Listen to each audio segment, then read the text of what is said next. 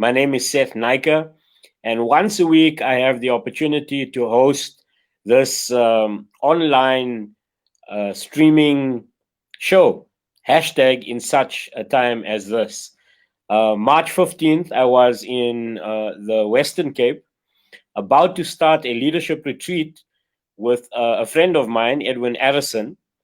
And from that moment onward, the reality of hashtag Corona, hashtag COVID-19 was coming home much more intensely in our South African landscape. We still had to, go through a day and a half of a conference, but we did so with, if I may say, intense focus on safety and security. And then, as soon as we could, we ended the conference to get people home, to respect the fact that our president had announced that we needed to, abide by safety measures. But then also, just a week later, our country went into lockdown. So, friends, the reason that I go there today is the person that was with me and in many ways has steered the work that we've done in South Africa, in the Western Cape, more especially in the area of the Hemel en Aarde. So those of you that are South Africans, I've come to learn some Afrikaans, the Hemel en Aarde. They say where heaven meets earth. That's how they say it. So the person that has taken me to that place for the first time is right here with me, Edwin Arrison. So let me bring him into our stream so that he can greet us. And we're going to start up this show this morning. There we go. Good morning, Edwin. Good morning, Seth, and good morning to your viewers and your listeners. It's a beautiful day. It's good to be with you. Yes, it's good to have you. I will say a little bit of a, if I may, by way of what we do. Edwin and I have done many sessions of story sharing. It's part of the work that we've been utilizing, together with organizations like Heartlines, SACLI, the South African Christian Leaders Initiative. And we've also utilized it last year in a major conference. Some folk didn't really know how major it was, but we hosted the Taze Cape Town 2019 time of prayer, which took place. And as I think upon it this morning, just beautiful spaces that we've done some story sharing. So, if I may, through a story sharing way, tell you a little bit about Edwin Arrison. I came to know him more closely in my work around reconciliation and justice issues. And the first time I was really in the room with him, where I felt, wow, we're now connecting with this new person, was really linked to SACLI, when we gathered with 450 leaders, faith community, church leaders, to consider our country. And again, the focus was where would we, and where we wanted to see our country being, for church leaders and community leaders to be together. And in came Edwin Arrison, and you can imagine, Edwin, I remember we had all of these major church leaders, bishops, and so on. And as you walked in, the circle went quiet. Do you remember that moment? Yeah, it was a good moment. It was a good moment. Yeah, it was. Good It to was a have you moment. there. Actually, you together with Renee, August, you were the facilitators, and I Yeah, didn't really know what to expect, so I sneaked into the room and sat there listening, but it was good. yeah, beautiful moments. Also, friends, I would say to you, those of you that are globally connected and follow South Africa, in line of why we launched this in such a time as this, as we explained yesterday in take one. So I want to repeat it for take two with Edwin. That this language of in such a time as this, for such a time as this, second jalo, now is the time, is very much linked to the ideas that can be birthed out of those of you who will remember the Kairos document, looking into a place and time in South Africa when leaders, church leaders, religious leaders, and ecumenical leaders, and outside the church as well, if I can say those terms, got together and postured a document.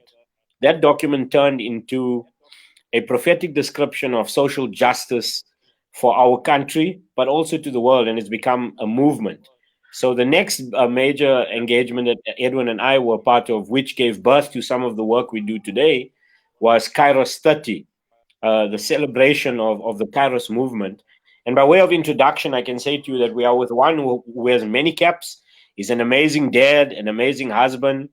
Not that I would know about him being a husband, but to Desiree, what a beautiful family. He's a We community just celebrated activist. our 25th anniversary. Your 25th, eh? Wow, on the 29th of April. So, man, thank heavens for Desiree being in your life. So Edwin chairs that organization, or if I can say, the movement of Kairos, and then in the Western Cape, has been assisting organizations like Heartlines and Suckley, and as of recent, has been involved with the launch of Hermanus University. Just some beautiful stuff that is involved in, and also very much involved as a priest in the Anglican Church. So, friends, I bring to you today a friend, a brother, and yes, someone who's become a beloved community member in my life and in my community. I give you Edwin Arrison. Edwin, how's that for the Thank you intro? very much. Wow, wow, wow. I'm blushing, and I can't blush, so I'm blushing inwardly. Thank you, Seth. Yeah, thank you for your accompaniment on this journey that we've been on these last few years. I just realized now that exactly it was actually 7 years ago. So that's quite a while. And then the Kairos conference in 2015, that was quite a significant event. And I think I remember asking you to chair one of the sessions. I think it was the interfaith session. And so Professor Farid Isaac and Heidi Grunebaum, Mark Braverman, Muslims and Jewish friends who spoke. And I think because I knew you had some little bit of Hindu background and so on, I thought it'd be good to ask you to chair that. And yeah, I was impressed. I was impressed. You did well. Yes, it was a beautiful moment. Edwin, today, in such a time as this, as we gather, we want to begin with a little bit of an insert, and I'm going to do it a bit differently than we did yesterday. But friends, part of sharing this as we bring to a conversation is to share some critical reflections. And yesterday, I'm going to change up our take two, but I'd like to bring you now the words of Robert Abrams. Edwin, I really would love for Edwin to meet Robert at some time because they have a beautiful connection, and the connection is the organization of Teze. Robert Abrams was one amongst many that was, if I may say, elected and selected by Bishop Tutu to travel to Teze round about I believe it was in the late 70s, possibly around the 80s. But in this light of talking about silence and solidarity, reconciliation and social justice, Robert Abrams traveled to Teze. He is also my former teacher from Len South Secondary School, and was a teacher that I came to love and honor. And he's going to bring, as we begin this conversation together with Edwin and I thought it would give us a different rhythm to take too, but beautifully through music. Because when Edwin and I were in Indianapolis in 2017, Edwin said, we got to do some jazz. We can't go to the States and not have some jazz. And a theme arose. The theme that arose was justice, Jesus, and jazz. Or if you like, Jesus, justice, and jazz. Or if you like, jazz, justice, and Jesus. This is not so much of a jazzy piece, but definitely a musically attuned piece that gets me thinking. And the song is entitled Fool's Wisdom. So enjoy Robert Abrams for a moment as we get ready to go into this time of conversation in such a time as this. Good morning, brothers and sisters. I'm going to sing the song Fool's Wisdom.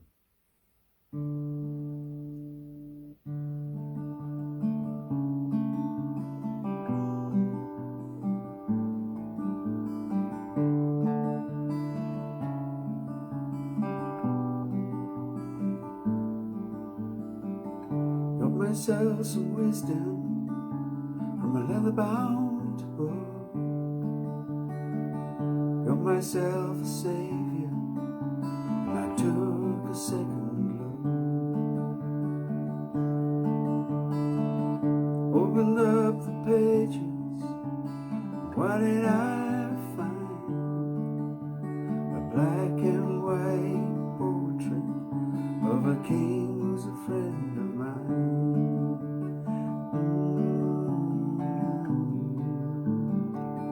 Funny how when you think you're right, everybody else must be wrong, till someone with fool's wisdom somehow comes along. His voice was strange and the words he spoke I didn't quite understand, yet I knew that he was speaking from the leather-bound book in his hand.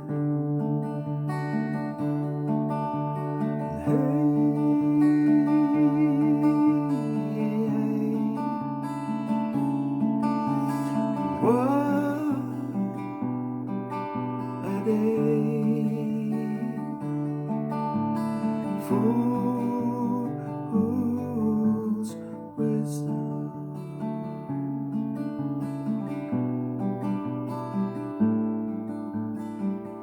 Got myself some wisdom from a leather-bound book. Got myself a savior when I took a second look. Opened up the pages, what did I find? A black and white portrait of a king who's a friend of mine.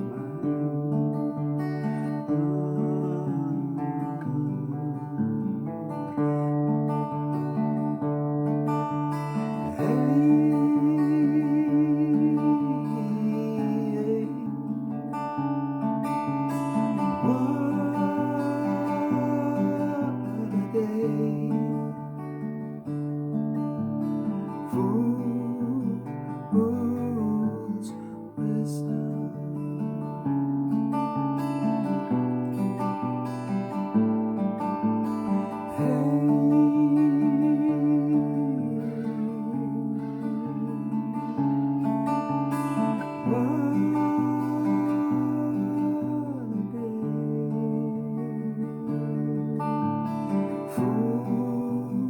Fool's wisdom.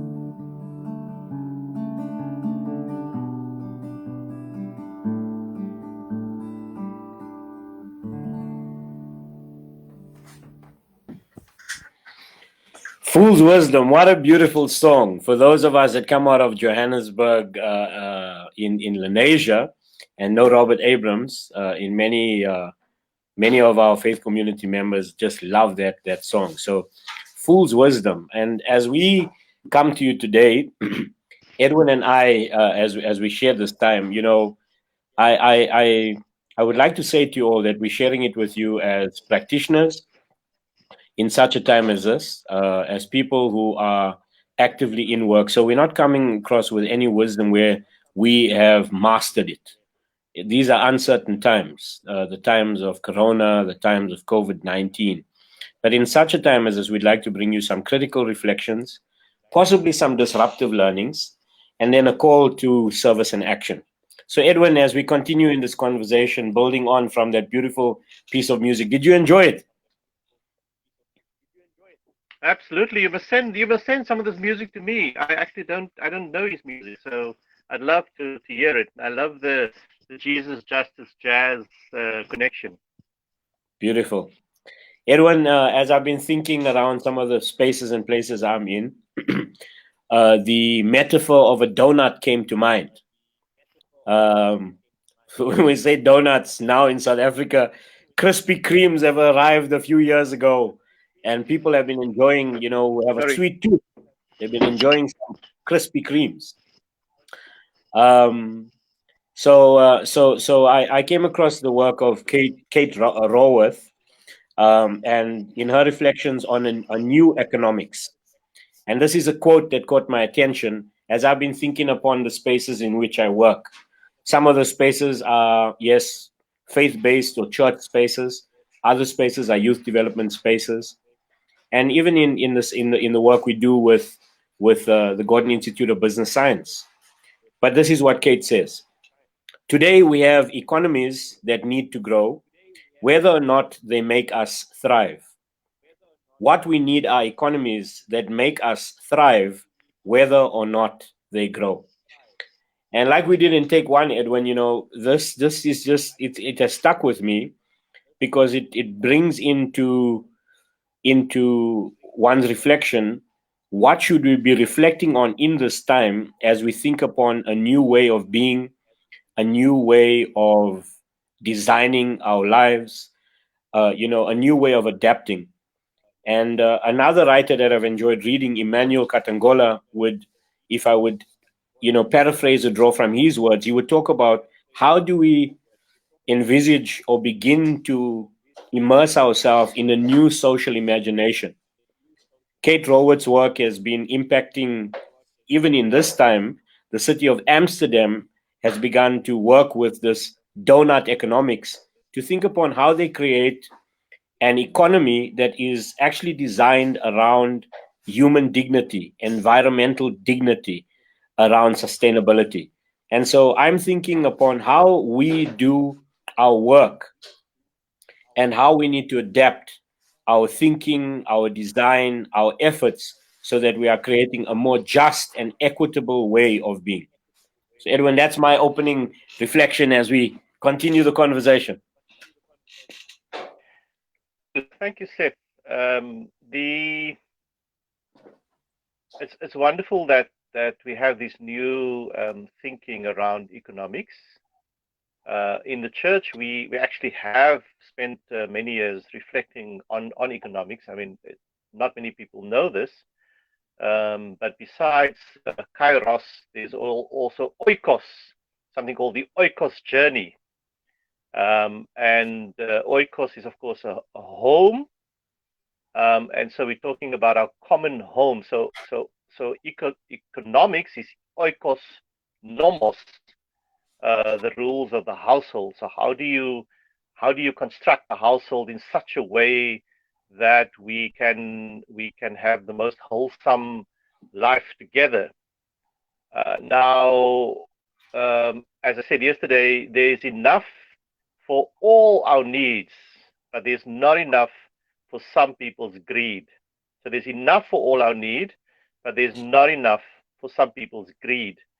And the minute greed enters into the conversation of economics, that is the moment when we lose our balance between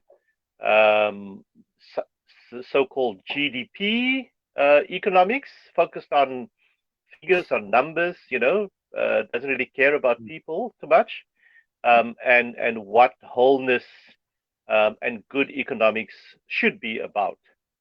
And I think so. We in the church, we have a special responsibility to make sure that this debate happens, because there is clearly a need amongst young people, especially, for such a debate to happen. Because if the debate happens without values, then you could easily just strive for, the best latest German or Ferrari, or you can simply just strive for whatever else will just destroy the earth, actually.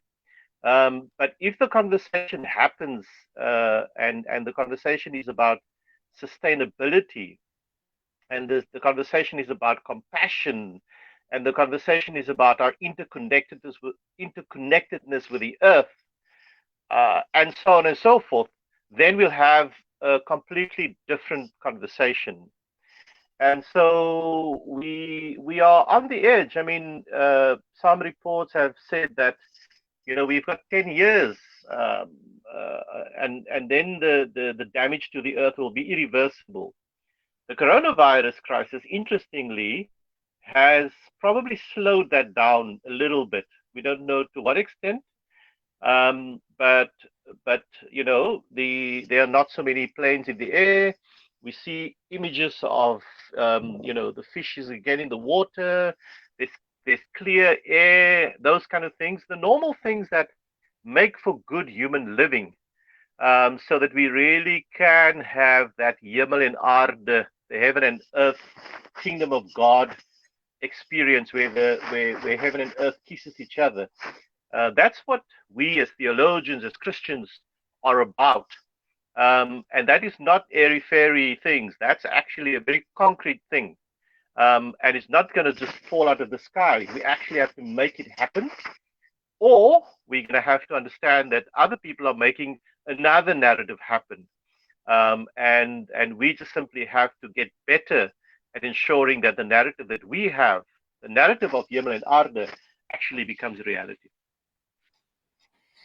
Wow. So as you're listening to Edwin, and because this is the, I think, a good reflection for us to think through, that as we work in our faith communities, what is the language that we can draw from? What is the ideas, the concepts that we can engage? And as Edwin has mentioned, I know Bishop Thabo Makgoba about 2 weeks ago had this online engagement in such a time like this with young people, creating a time for reflection to consider what we do, how we adapt. But Edwin, when we launched this this online broadcast, one of the posts that I reflected on social media via Bishop Makgoba's post was that he had just come out of speaking with the South African Council of Churches, and he said, well, here we were talking theology and economy, and much like you said it to us today, he said that both of these are rooted in that Greek understanding of oikonomia. That there's a reason that we need to be talking with economists in this time. And so even as I think through Robert, in our space at Via Christi Community Church, with the work we do with Church Out the Box, how can we create economies that are sustaining our community? How can we create an economy not just of money, but can you imagine, we start to think, friends, as you are listening, an economy of values, of morals, an economy of love, an economy where there's a storehouse of resources, like Edwin has already suggested to us, where we don't have enough for our greed, but there is enough in this world for our need.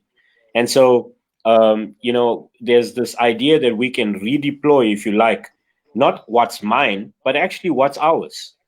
It's sharing. It's sharing this idea that it's not mine, it's ours. And so, as we think together, it's really taken us to this depth of thought that we are the ones that need to move into the space of sharing our resources more intentionally. And Edwin, in our area this month, more especially around food security, I would call it a bit of a disruptive learning, and why disruptive learning? Because when one thinks food security, you want to get out and be a part of people's lives and at least bringing people some benefit in a very troubled economy.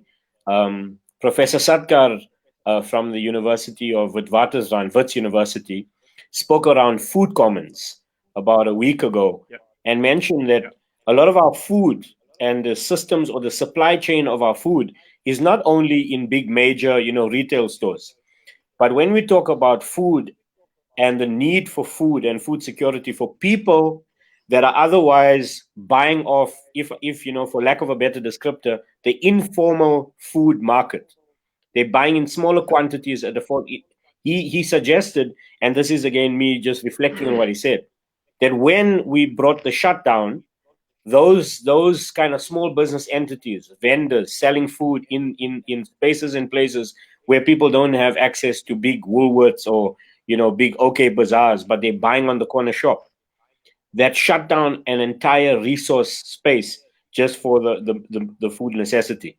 So as we've been thinking upon it, this is not to say that we've not had a food crisis in our country, but it has been further exacerbated in South Africa by this time of the coronavirus, this time that we find ourselves in.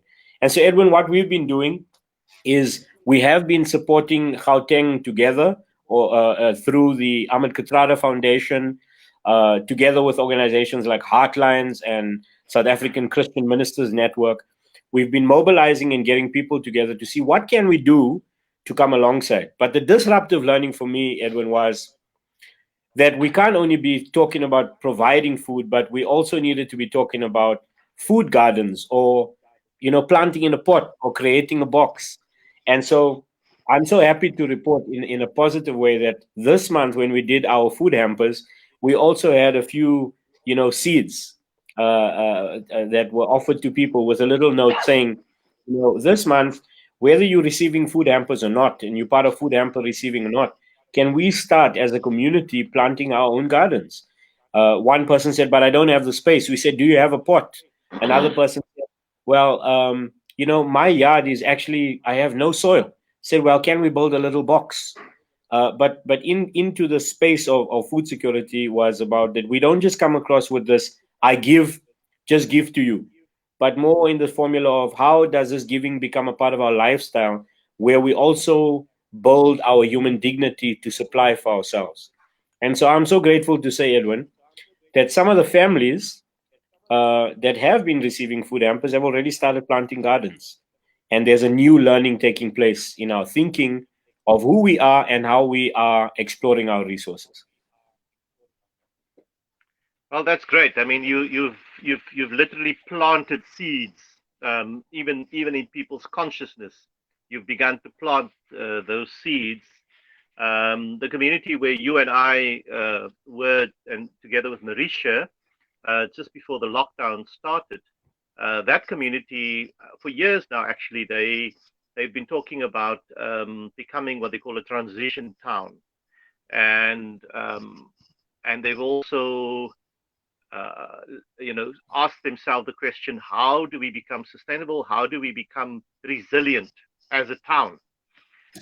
So it's not a new thing that they've been thinking. So when this hit, this particular lockdown hit or came upon them, they were actually ready for it, and they started by first of all handing out food parcels to those who were most in need, and then recently they started handing out seeds plus manure plus soil, and they're actually also going to create the seedlings and give that already to people, so that people don't have to start with a seed, but they can actually start with a seedling, and then start seeing how things grow.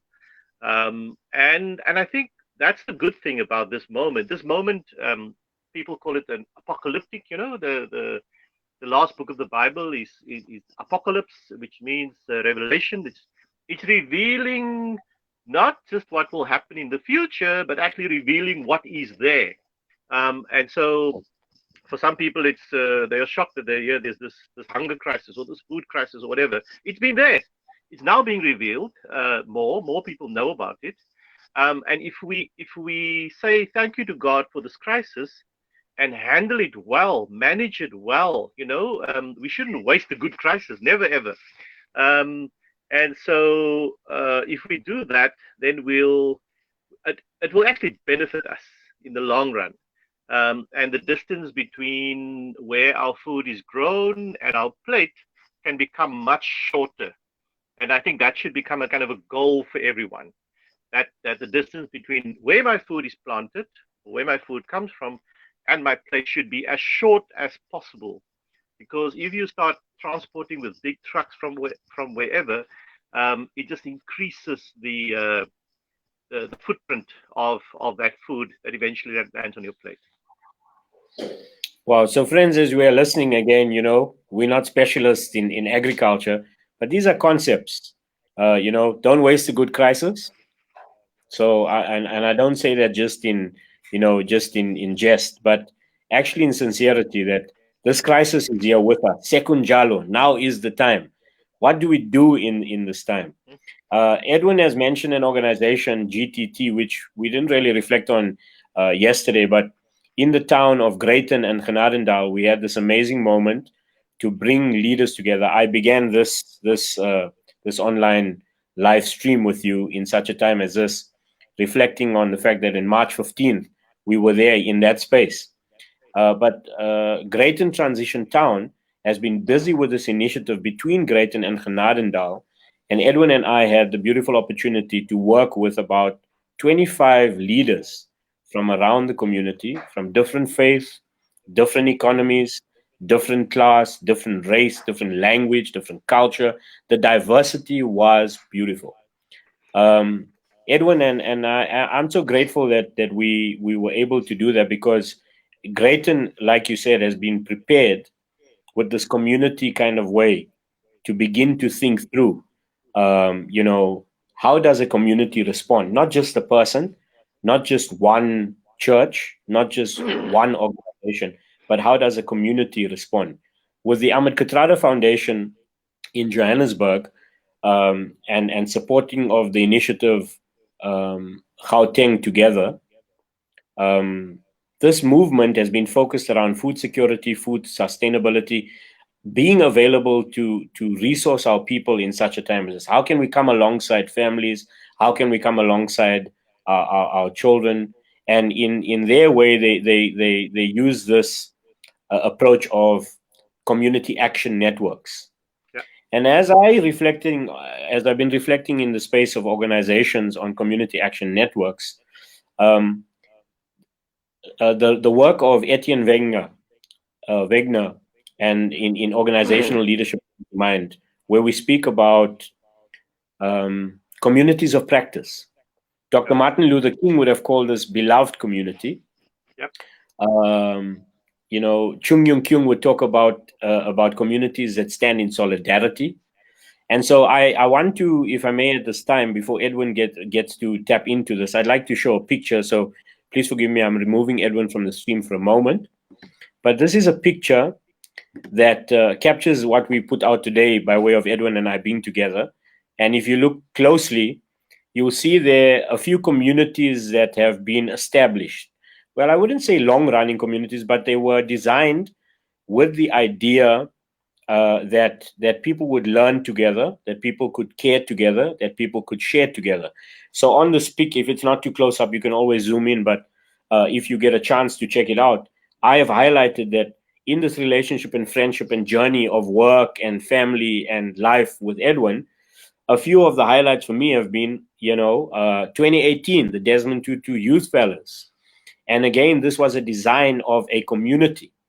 This community came together over a year. Now, it wasn't a long-lasting community, but a design over a year. Another community that comes to mind, which Edwin has been a part of for some years now, is the Falmouth community. And as we mentioned earlier, out of Kairos 30, together with Sakli and other partners like Heartlines, this beginning of Falmouth Youth Leadership Training Program, people that have been partnering, working, another community has formed. And for the last 5 years, Edwin and I have been involved in that. And what were these communities about? Or what are they about? I shouldn't just say were. What are they about?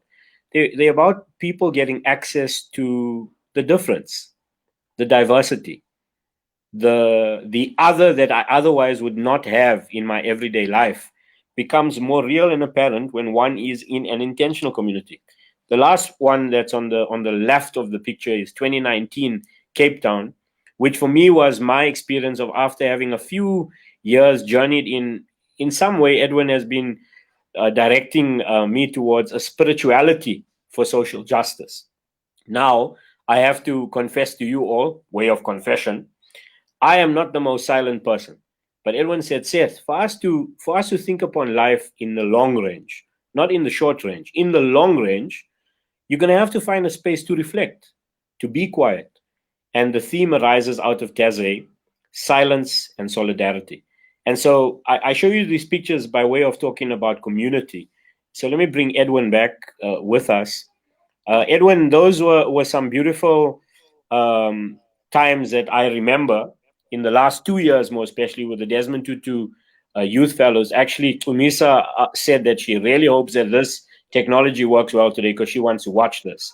But she's one of the fellows, and she knew that it's coming out. So I said to her, we definitely will get her the recording of this conversation. But also the Falmouth Youth Leadership Training Program. Over 5 years, what a beautiful expression of creating for young people cohorts that now remain connected. I mean, David Daniels, who in some weeks we'll also be hosting him on the show, He's the president of the of youth, if I can call it youth operations with the Moravian Church. David has now he has them in an online, if I can say, online community on WhatsApp. But the years of young people and young leaders and young adult leaders that have been a part of that community. And then Teze, this community that has been steeped in a focus on reconciliation and justice from way back when. Edwin, and so in light of this disruptive learning, churches, other religious organizations need to be thinking upon how are we an inclusive, a sustainable, a beloved, beautiful, equitable community. Yes, and value based. It is very easy to stick to your own. I think some people feel very comfortable within a tribal setting. So you just with your Anglicans or with your evangelicals or with your whatever group, you just name it. Um, we can easily just revert to that. That's like the default mode. What we do is we ask people to get out of that and to understand that they are Catholic with a small c. In other words, it's universal. It's everyone is included. You won't believe me, Seth, but Mama Leah Tutu is calling me at the moment. Yes, please Should I take the take call. the call? Yes, Okay. please take the call. Take the call. Mama Leah is Desmond Tutu's wife, you all. So Hello, Edwin is taking a call with her right Sorry, now, can I and I'll ring you bring him later? back. I'll bring him back just in a moment. It would have been beautiful had we had Mama Leah greet us. What a mystical time. As Edwin is taking that call, I'm going to cross over right now to this video that really I was directing us towards in line of speaking about Greyton. And the video is of an organization that I have been associated to for 10 years. Beautiful community. Another community that I'm a part of is the Heartlines community, where I serve with the church mobilization team. And then also we've done work with Heartlines in business places, with organizations like BASA, a Banking Association of Southern Africa. But this is a video that I just love, and it's entitled "What's Your Story?" Check it out and see what it may mean for you and your community as you think about your community in such a time as this.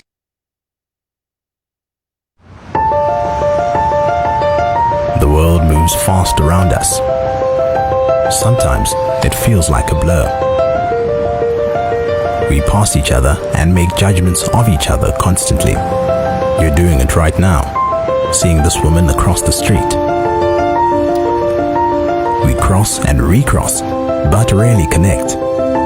We struggle to understand each other, so we don't trust each other. I know your name, but I don't know who you are. You know my name, but do you know my story? What would help us see beyond our perceptions? Story. Our stories are what make us human. Stories have the power to overcome our perceptions. Sharing a story isn't hard. It's a simple human act, connecting us deeper to people we already know. Reach out, ask, invite, then listen, truly listen. Stories have the power to overcome our perceptions. They help us understand. Ask, listen, tell. It's our way of building our nation. Heartlines has developed resources to help you on this journey. These resources will empower you to build understanding, trust, and reconciliation through personal storytelling. Imagine if we were part of a powerful wave of change, one story at a time. We all have a story to tell. What's your story?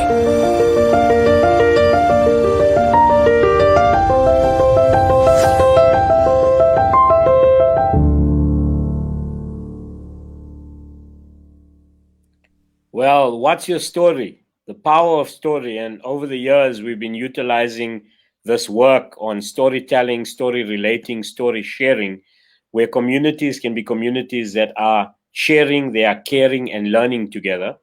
For those of you that may have just joined us or will join us or may have access to this resource, I'm live streaming right here, hashtag in such a time as this, with Edwin Arrison, who was on the stream with me, then had to disappear just for a moment to speak to Mama Leah. This is the wife of Desmond Tutu. So, Edwin, you back? Is Mama Leah fine? I'm sorry about that. I'm sorry about that. Yes, yes, yes, of course. I mean, I'm doing this call on my phone, and suddenly I saw her name, appearing here, and she wants to see me. So I will soon go and see her. But she's good. She's good. Lovely. Please send him our greetings. And it was so beautiful to meet with Bishop Tutu when we did the work with the Desmond Tutu Youth Fellows. Edwin, Yeah. I just played the video of What's Your Story? And I know for some years now you've been assisting with this. But really, it summarizes for us this work of the power of story to build connections and build community in such a time as this. And how have you? I know that you've been doing some work through movements like VYLTP. Yeah. I know that you've been doing work at Hermanus University, which for me, in a simple analysis, as I said to someone just the other day, in 2018, when the Western Cape came into focus around December, it wasn't such a sweet story to tell, especially around Hermanus and Zwelishle. And I wouldn't say everything is directed to some of the efforts that you all have been a part of, but it's interesting that when people are given opportunities, people can work together. So, Edwin, as we see the power of story and the power of connection, what have you been busy with in your focus, in your work, in your ministry? Yeah, I was just beginning to say that that a lot of the communities that we are building up are not, they're not comfortable communities. There's communities where you get stretched, not necessarily stroked, and the power of tribalism, wanting to be with your own all the time. That power is very strong. It's a default. It's a default power. And so it's important that you think your way out of that and think your way into a global community where there are different people with different voices, different languages, who look different from you. In fact, you should deliberately strive to meet with those who are different from you. That should become a goal in life. And apartheid, unfortunately, kept us separated, and it also said to one group, well, you are better than others. And what we've been trying to do with our work is to try to make sure that everyone is in the room and that everyone's voice get listened to. And so as we do that, we are actually making history. Archbishop Tutu would say, we learn from history that we do not learn from history. And when we don't reflect on our history, and I get a bit agitated, unfortunately, about this, because I this morning I was reading Archbishop Tutu's charge when he became Bishop of Johannesburg and when he became Archbishop of Cape Town. And when young people start saying, or some young people start saying, "Oh, Mandela is a sellout," or Tutu is a sellout, I don't get that, because we've been with people like that through history. We've actually, some of us have actually experienced being with them in that history. And you can say what you want to say today in a democracy, but it's those people who actually made this democracy possible. And so before we critique, and I think we should critique, they are not holier than thou, but before we critique, we must first have this deep attitude of gratitude. That's where it starts.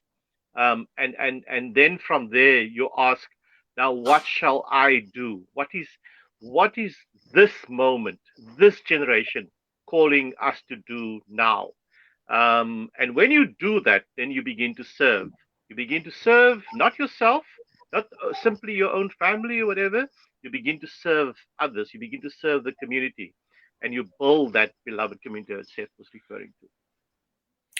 So, friends, as you hear that, a quote that I mentioned in take one, and I want to say it again today for those of you that will get access to this resource of Edwin and I being in conversation. Kofi Annan's quote, a colleague of mine from who does business development work, Mr. Zungu, Mankoma Zungu, from the Gordon Institute of Business Science, or he's an associate there. He put out a quote of Kofi Annan, and it reads as follows: "You're never too young to lead, and we're never too old to learn."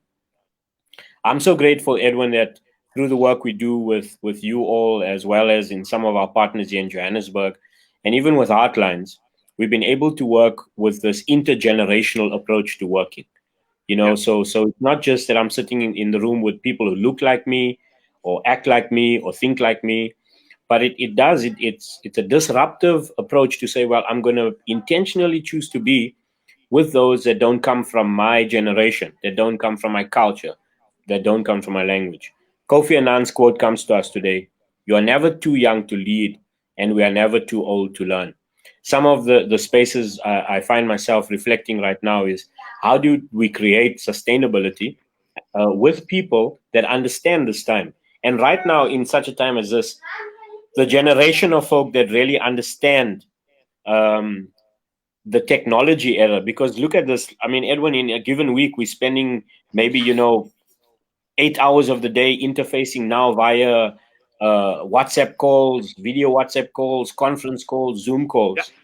But in some of our organizations, we don't really find these technologically savvy folk present. And when I say technologically savvy, this is not just to excommunicate and leave out the more mature of age leaders, but some of the programs I've worked with you, Edwin, and what I've directed our listeners to today, like VYLTP, the Desmond Tutu Youth Fellows, have been intentional around how we spend time with emerging leaders that are leading right now. They may not be leading in your organization, but whether we like it or not, they are self leaders, they are there, and we can't leave them to wait another season. And so I've been in discussion with some leaders in my own context in organizations that I serve. How do we allow spaces for people to come in and begin to serve where they are taking the lead? But if, for lack of a better descriptor, those leaders that are more of a mature age can still be with them, but be backing them, be walking with them, be listening to them, be hearing from them. And so this has become a very important, disruptive, and critical learning for us, that we got to put it to work. We can't wait another generation. We can't wait another season. We can't let another cycle go by. We got to start doing this in our here and now. And absolutely, and we can see bad leadership across the world at the moment. I mean, you just have to look at what's happening in the US, in the UK, in Brazil, in Turkey, in India, and so on at the moment, and of course many countries on the continent as well. You see bad leadership. You just see it. I mean, it's being revealed. I mean, this is the moment for revelation. And if people did not have eyes to see it before, they can see it now. And the question is, what are we going to do about this?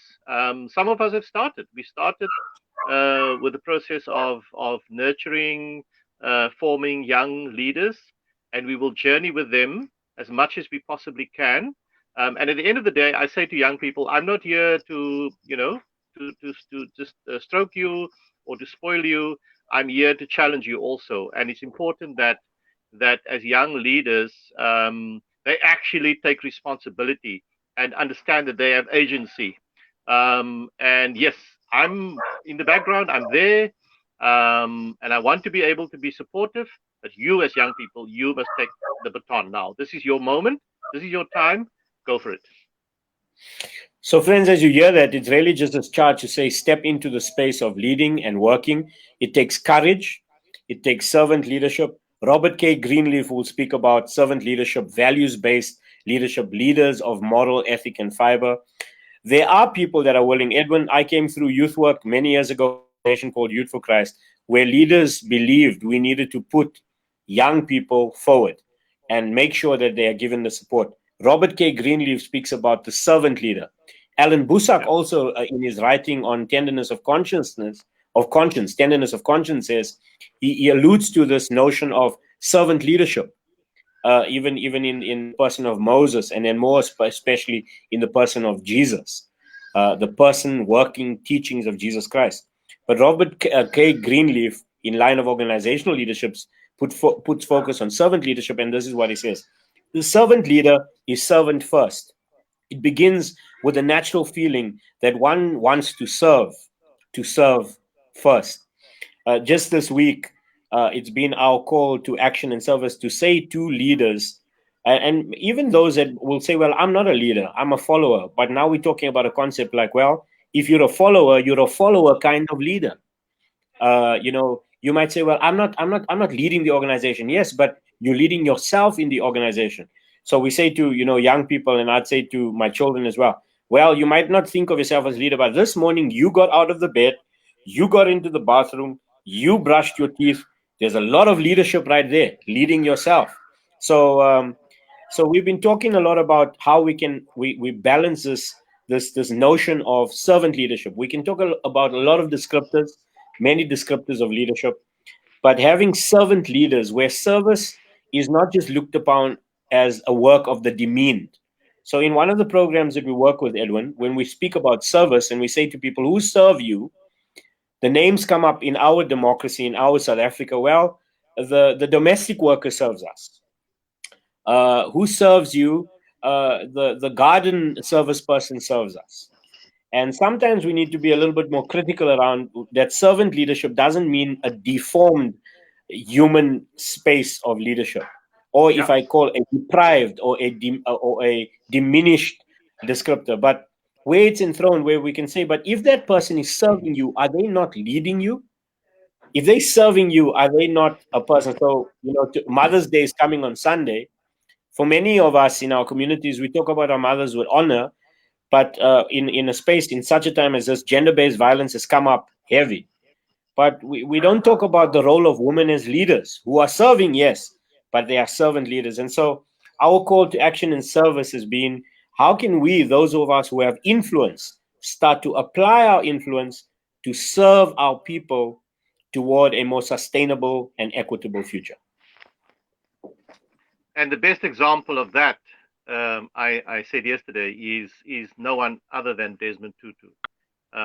One time I went with him to a congregation in Namakwaland in the Northern Cape, and after we finished our meal, he was the first one to get up, and he started washing the dishes in the kitchen. There's the Archbishop, the Nobel laureate, washing the dishes in the kitchen. He was also leading a group of priests on the retreat, and on the Friday morning when they were supposed to leave, they came to their cars, and here he was busy washing their cars. And I don't know why people think that should not be done, but I think that's the kind of leadership that one should be looking forward to. And so my message to the young people today is, yes, we will talk about leadership, but the only leadership we will encourage is this kind of joyful servant leadership, ethical, moral leadership. That's the leadership we will encourage, and we hope that you will take up that baton and go for it. Thank you. Edwin, thank you so much for your time. It's been awesome being in conversation with you. We don't know, what the full-on future holds, but please let us know more about VYLTP. Please keep us informed about what's happening with the work in the Western Cape. But thank you for your time, and thank you for joining us on this live stream. So friends, that's Edwin Arrison. I hope you've enjoyed some of the reflections. We will also, Edwin, before you disappear, let me just, is he still there? Are you still there, Edwin? Well, he's gone on. So I will get Edwin's resources to us and get him out to you. I'd like to close this time today with a final video that has been a part of our reflections for the week, and it's a video excerpt or video resource that was brought to me by Kumi Naidu. And as you think upon what we've been in conversation about today, Edwin and I, as we brought some critical reflections, so hopefully some disruptive and interruptive learnings, and a call to service and action, how can you become a part of creating a better future? The question must be asked, what future are you willing to live for? Are you willing to struggle for? Are you willing to serve for? And let me bring to us this time a resource that came to me by Kumi Naidu, who's Secretary General at Amnesty International. And his words were as follows in a post that he put out. He said, "Humanity must come to our senses fast and redefine what is normal." So check out this video as we come to close of this segment, or this time of In Such a Time as This. Enjoy this video resource. Dear humankind, thank you for being a superhost. I never imagined I'd have the opportunity to jump to a species as abundant as you.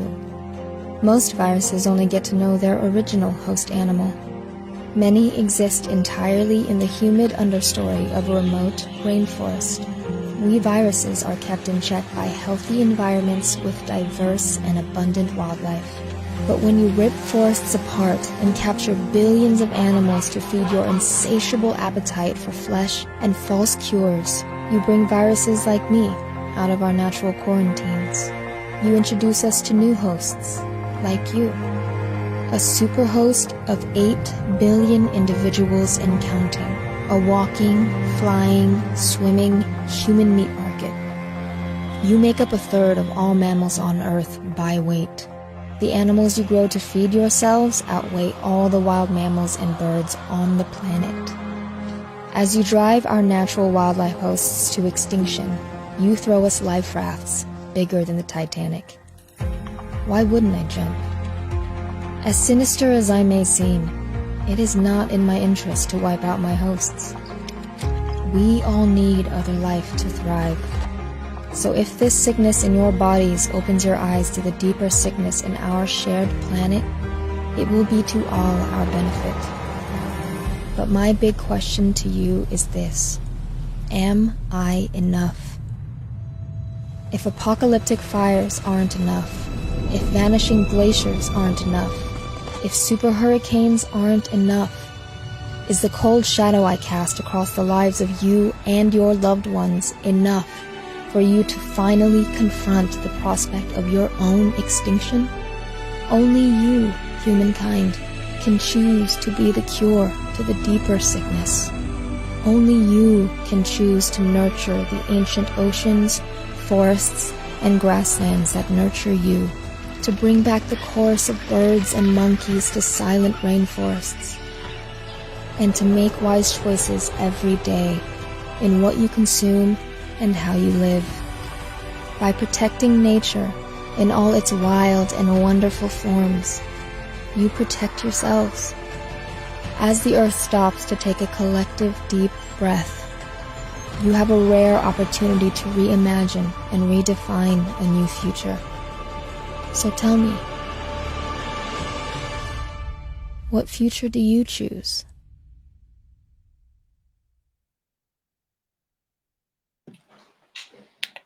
So tell me, what future do we choose? I'm hoping that we are going to be able to choose a sustainable, beautiful future that will require our work. And we don't have to wait on the powers that be. We don't have to wait on just the governing powers that be. We require us to do this work. So thank you for joining us. Thank you for joining myself and Edwin. We'll be back next week with new friends in conversation in such a time as this. Make impact. Stay safe. As I close out, let me do it right and hopefully not make too many mistakes.